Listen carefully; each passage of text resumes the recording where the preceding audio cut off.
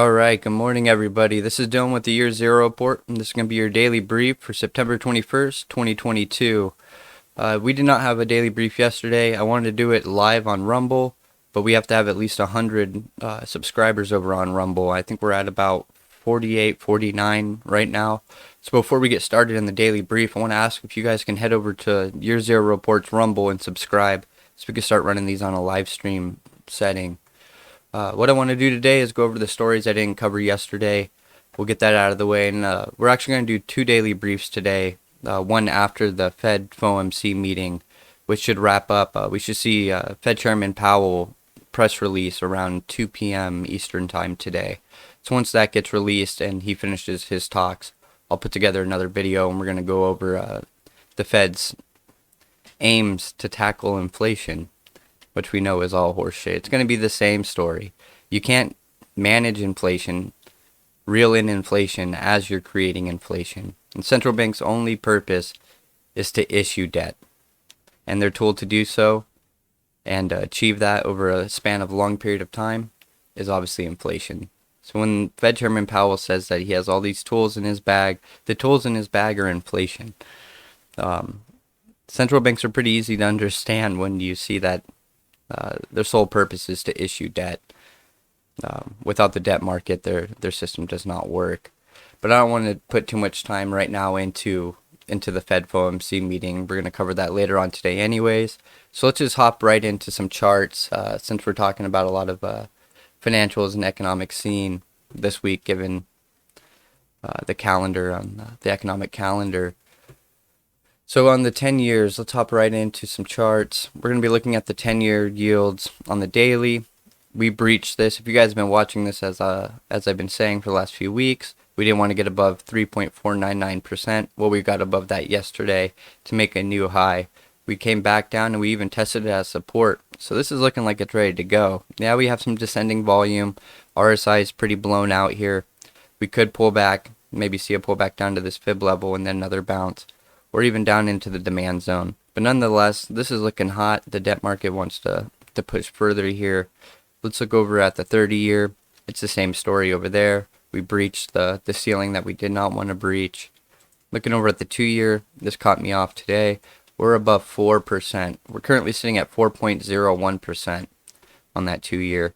So it just continues to surge. Guaranteed we'll see some volatility across all markets as soon as Fed Chairman Powell comes out to do his press release following the FOMC meeting. Again, that'll be at 2 p.m. Eastern time today. So let's look over at the dollar and how the dollar's pairing up today. Look at this. Highs. 111 right now. 111.103 on the dollar. So strong dollar. Yields are surging. Let's see what the euro's up to. Not much surprise there. Almost about to make a new local low.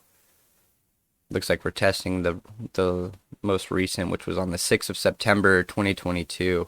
Let's hop over to some equity markets. New York session actively going. Here we have the futures market of the S&P.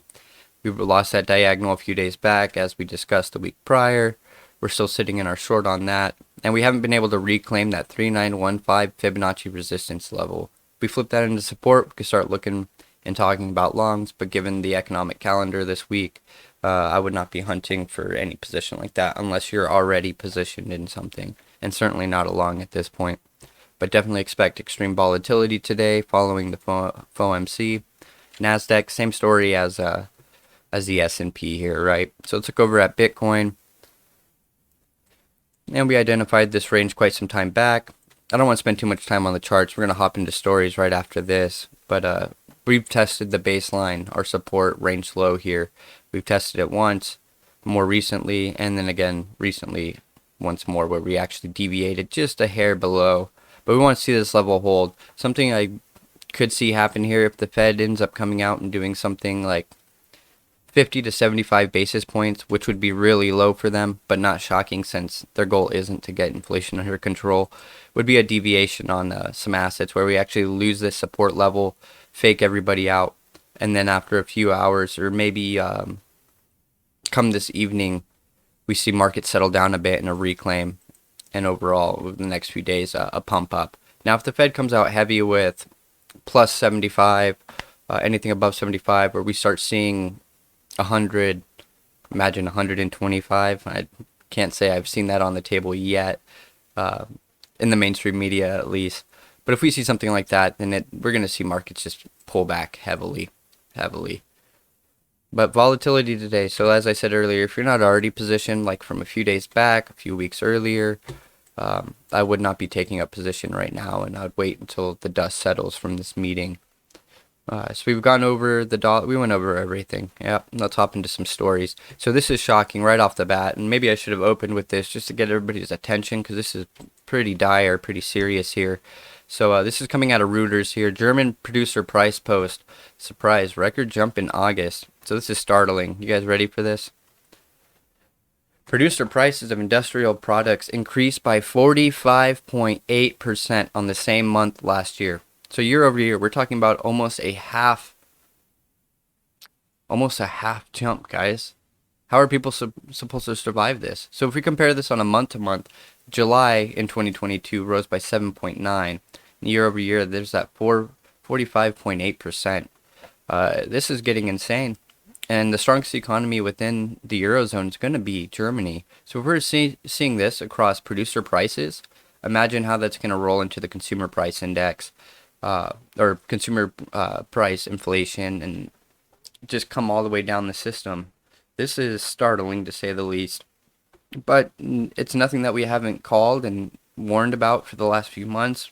Honestly, even 2 years, I was speaking about this. If you guys follow the Year Zero report on Telegram, I've been speaking about this for a number of years.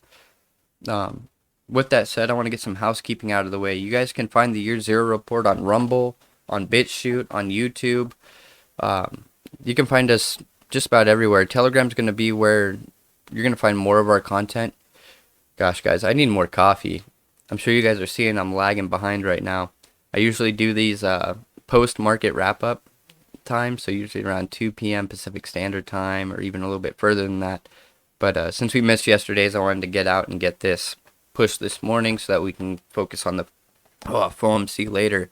But I am tired. I don't know about you guys, but I've been sleeping like crap. What about you guys? I don't know if it's the stress, the worry, the food, the shit they're spraying on us. Who knows, right? But I want to hear what your guys' take on all this is, too. Are you guys in Germany? Any of you in Germany, in the Eurozone? I would love to hear from you. Comment below. Any article, any video I show you guys, all that stuff's going to be linked below in the description box so that you guys can check it out, source it, feel confident in sharing this information with your friends, family as well. But if you guys are in the Eurozone, or even in the States, I don't care where you are, I'd love to hear from you.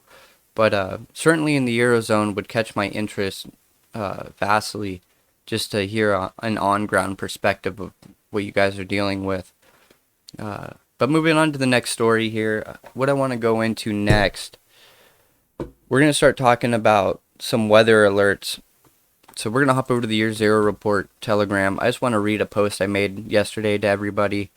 Now it goes on to say, it appears we are entering the period of wacky weather. It's going to be from this current period until about 2027 or so. Subtle changes at first, but much like inflation, it will seem to compound into more drastic events rapidly over the coming months. After a relatively quiet August for many large storms, such as hurricanes, tornadoes, etc., we are seeing much activity begin globally. Fiona will be the first hurricane of size, but I do not mark this as our wacky weather temporal marker. Instead, Mexico's 7.6 earthquake on the 37-year anniversary of the 7.8 earthquake was our temporal marker, bringing us into this period. This paired with the Taupo supervolcano alert being raised yesterday, so this is going to be 2 days ago because I wrote this yesterday, after 700 earthquakes were recorded below the lake and the caldera. As I've said often before, it'll appear that everything is happening simultaneously. Extreme weather events, hyperinflation, attempts at climate lockdowns, global civil unrest, debt market implosion, mass shortages of everything, energy, water, food. Stay true, guys. And we're seeing this. I would expect the wacky weather to ramp up, as I'm saying here in this post, and we're going to see it over the next few weeks. So with that, I want to hop into some other stories. Sorry if I'm butchering the super volcano name. Taupo seems somewhat appropriate there, but let's move over into that story. New Zealand raises alert on giant Taupo volcano. This is a super volcano. Um, let's go ahead and read here. New Zealand scientists on Tuesday increased the alert level for the volcano below the country's biggest lake, which caused the largest eruption on Earth in the past 5,000 years when it exploded about 1,800 years ago. So things are heating up. Tons of seismic activity, suns. Guys, what is wrong with me today? Somebody help me. I can't talk. I don't know if it's anxiety and just it's a busy day today with the Fed going on, the markets, but I cannot talk. I got my coffee here. Should have been chaga coffee. Maybe that's what I'm lacking. But see, I even lost my train of thought. But crazy weather here. We're gonna see it ramp up without a doubt. With that, I want to go over to some storm watch. Oh, it looks like I may have closed it out.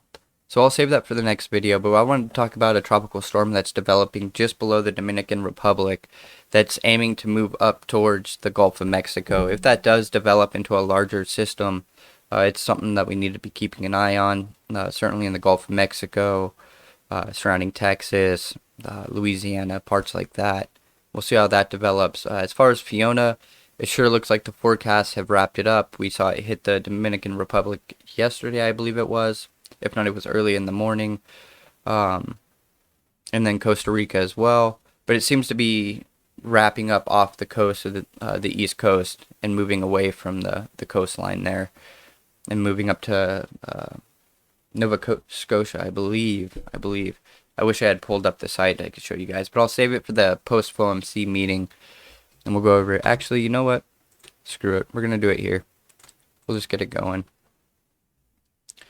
So as that populates, let's move over to the cyber threat as we let that load up.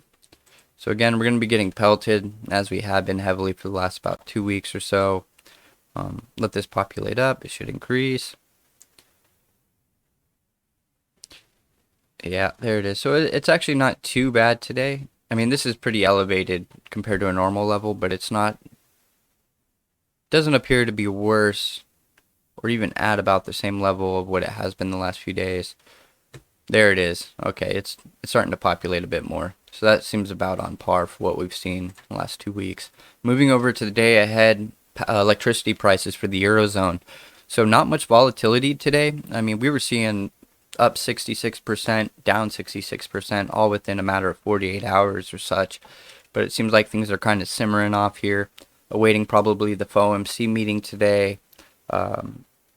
German talks with the two energy facilities that they were acquiring out of Russian control, seeing how that's developing. So this kind of makes sense to see everything slow down for today and just kind of wait and see what happens economically and geopolitically around the world here. So let's go ahead and see if that radar 360 popped up for us, and it has. So let's let this populate. So here's Fiona right here, guys. So we saw it tear up through Dominican Republic yesterday, and it seems to be fading out here, and they're not fading out necessarily, but moving away from the coast, which everybody was a bit worried that we could see it pull up into the coast of Florida along the east coast here, but it looks like it's going to push off into Nova Scotia. So this is that system that I was talking about right here, though, just below the Dominican Republic. And yesterday, I believe it was an 80% chance of tropical storm. So today, 90% chance. So it is increasing over time. It's a 5-day probability, so we do have a week or so to go ahead and watch this develop. But if we do see this develop into a heavier storm, then the Gulf is what we're going to be watching here. I wonder if this is a system. Let's see how earthquake. So let's see when these quake are. Mexico's really getting hit with these quakes. As we covered in that other story, we saw Mexico get hit with one of the largest since 37 years. Looks like this is not populating. So that's alright, but Mexico getting hit with some seismic activity. If you guys watch Dutch Sense, he covers all the seismic stuff quite well. I love watching his content. He's been doing it for years. Has it down to a science, really.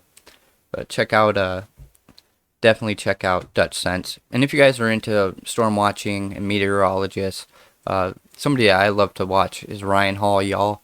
Ryan Hall, y'all. But check him out on YouTube. I'll also link that in the description if I remember at the end of this video. But this is about all I got for you guys today. Let's make sure we covered everything here. We went over the super volcano. We're talking about my temporal markers, debt market. Yep. And don't forget the central bank's only goal is to issue debt. Issue debt. And that's globally. I mean, these central banks are everywhere. Don't get me ranting on this stuff. I'll do it in the next video anyways, where we'll be heavily focused on central banks, monetary policy, and terrible decisions from the public perspective of monetary policy everywhere, right? But hey, look, I love you guys. Thanks for dealing with me this morning. I'm clearly a mess. Hopefully I'm a bit better and have 5 more cups of coffee after the post-FOMC meeting. But look, be good, guys. Stay safe. Don't trade if you're not already positioned right now. Just wait out the storm here on the volatility. But look, I love you. I'll see you guys in a few hours, okay?